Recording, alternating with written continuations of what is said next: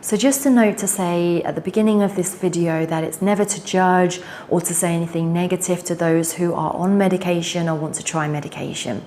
But some of the people that I speak to, they don't always want to go onto medication. And I myself was offered meds various times over the years and always held off because of my personal preference. So this video is talking about all the things we can think about when treating anxiety without medication, if that's what you want to do.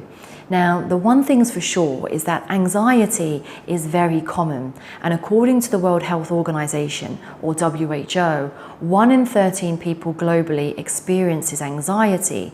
Now, these are the official WHO numbers, but often polls will show 30, 40, 50% and more people have felt anxiety at some point in their lives.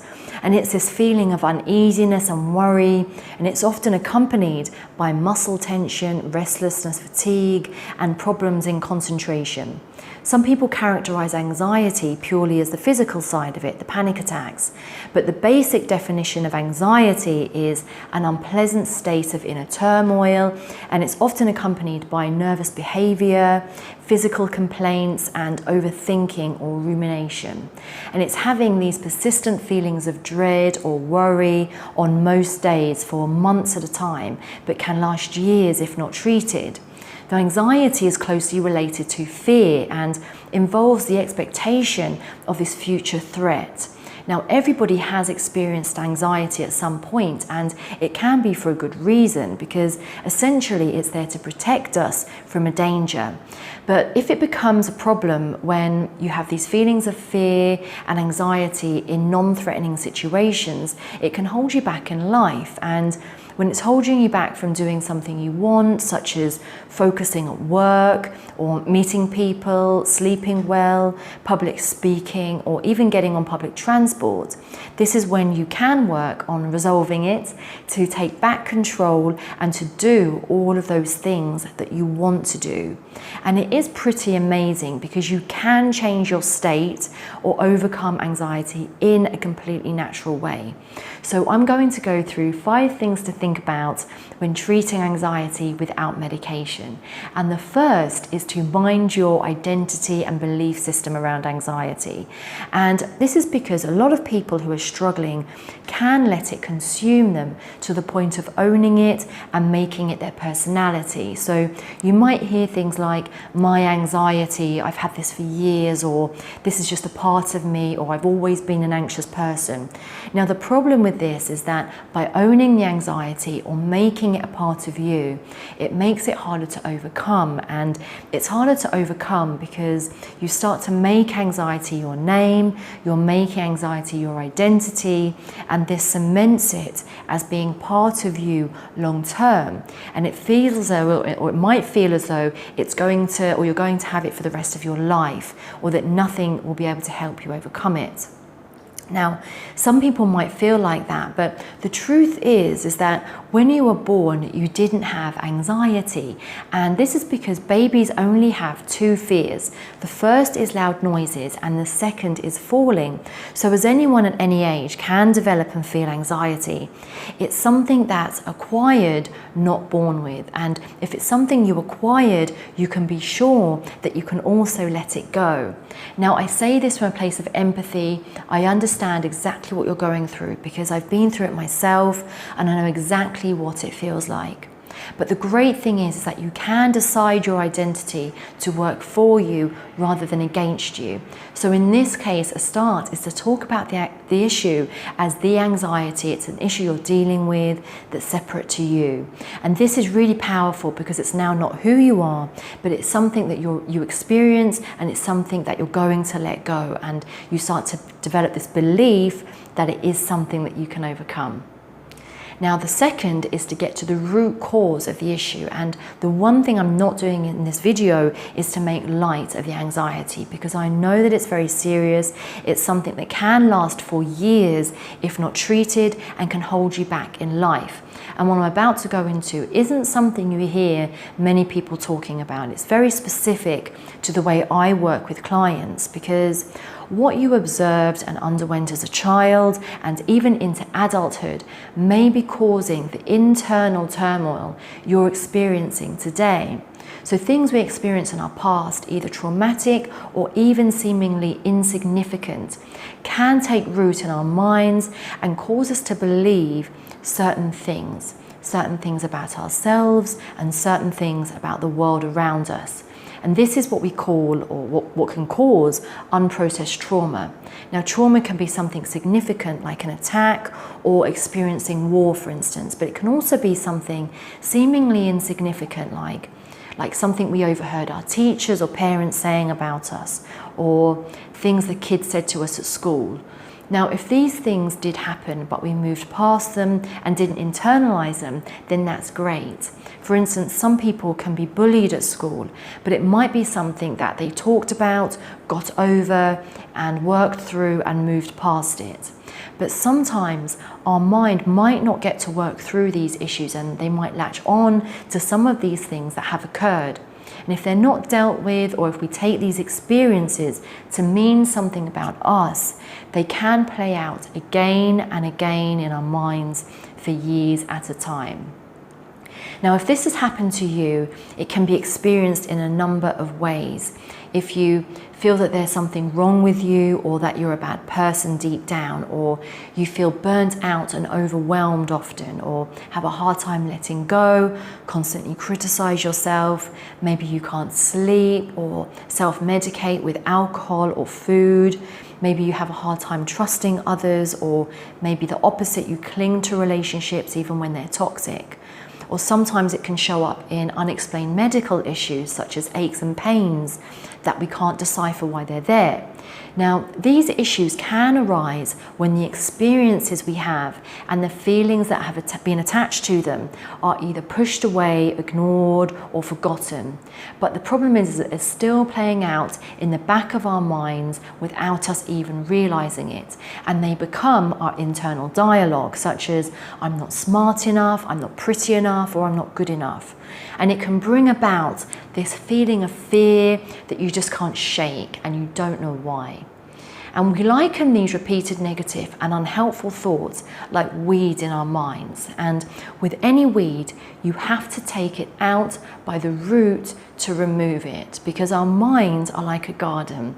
It's full of lush green grass and trees and flowers, but there are some weeds in there that can take over more of the garden if we don't deal with them.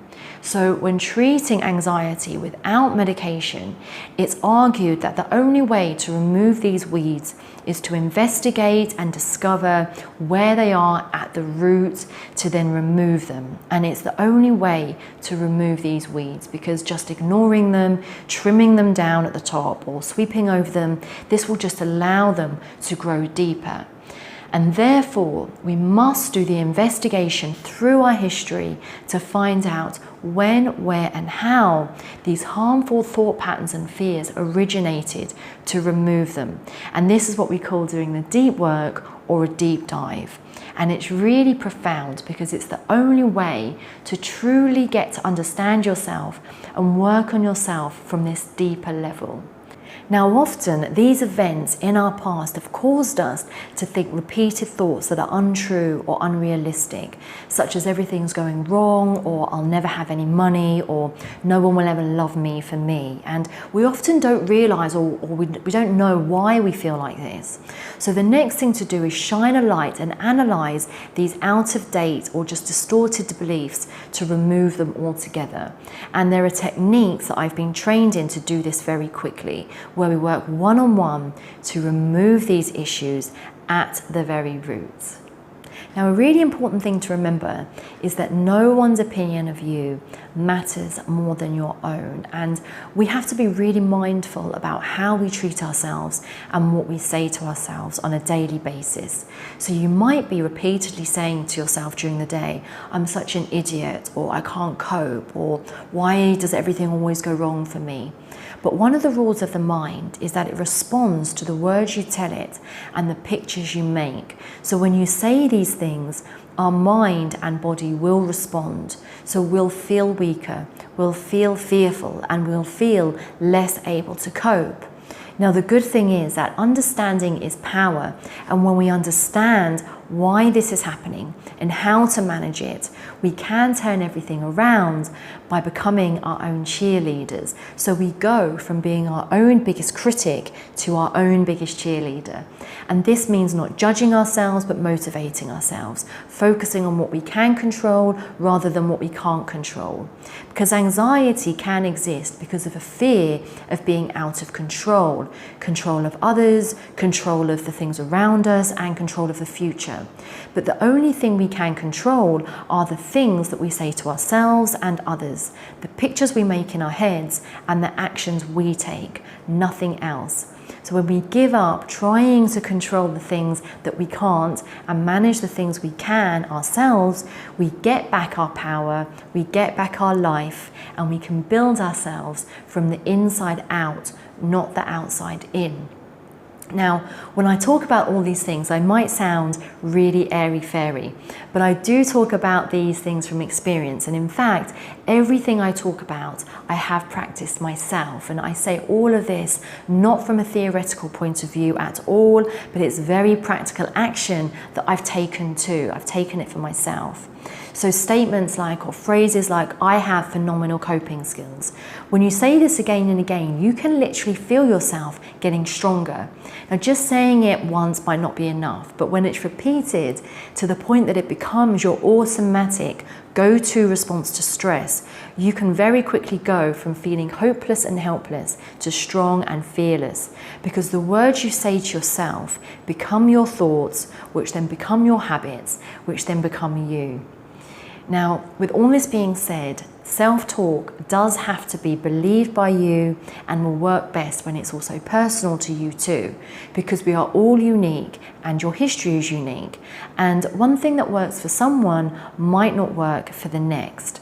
So another thing that I work on with clients is to change and improve their automatic self-talk so that it's completely personal to your needs and are unique to what works for you.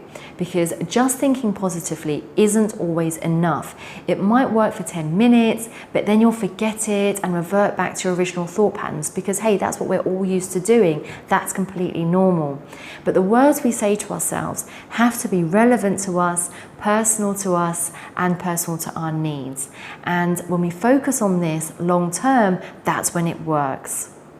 So those are just some of the things that you can think about when overcoming your anxiety without medication. They're so important because basically what you're doing is you're collaborating with your mind to then affect your feelings, which then affect your actions, which then affect your personality. And it all starts with your own beliefs and your own mind. And when you realize that and truly believe that it's something that you can overcome, because I believe that it is, then you can win and you can feel better, I promise you.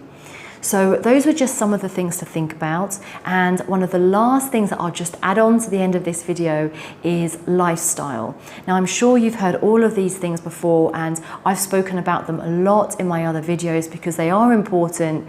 And these are things such as sleep, exercise, diet, connection, and nature. And these are things that are all free, and we can look at integrating these into our lifestyle every day to make the changes. And sometimes, I speak to a lot of people who say, I'm sick of people just telling me to go out for a run and I'm going to feel better because it's rubbish. And I completely understand that. Some of those things like exercise isn't enough. So that's why I put out these videos, because I feel that it's not necessarily talked about enough, all of the deep work that you can do.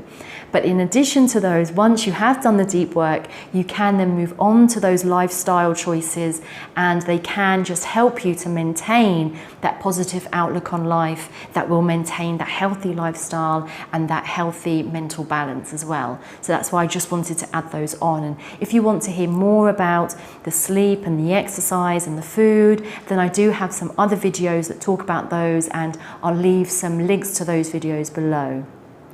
So those are just some of the things you can do to take back control and do all of those things that you want to do. And it's pretty amazing that you can change your state or overcome anxiety in a completely natural way.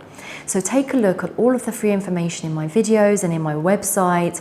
But if you prefer to work one-on-one, that's possible too. And we can have a free 30-minute call to find out exactly what's happening with you and if it's something that I can help with to overcome it, where I'll be with you one-on-one every step of the way until you do. And so if you'd like to book that call, then the link is below to get in touch.